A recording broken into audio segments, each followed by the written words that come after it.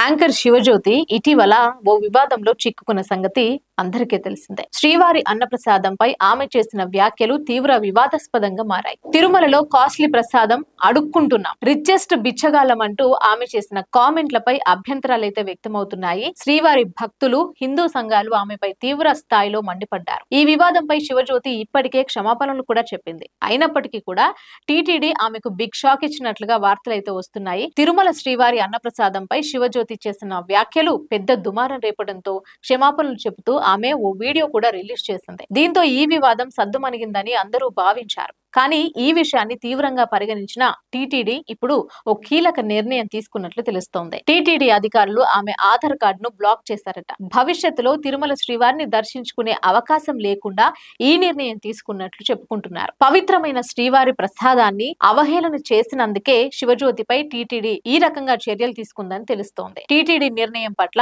హిందూ సంఘాలు హర్షం వ్యక్తం చేస్తున్నాయి. ఆధార్ కార్డును బ్లాక్ చేసింది నిజమే అయితే శ్రీవారి దర్శనంపై ఆమెకు జీవితకాల నిషేధం విధించినట్లే అవుతోంది. మరి దీనిపై యాంకర్ శివజ్యోతి ఎలా స్పందిస్తారో చూడాలి. అండ్ ఆమె చేసినటువంటి వ్యాఖ్యలపై మీరేమంటారు, ఏమనుకుంటున్నారు? కామెంట్ రూపంలో తెలియజేయండి.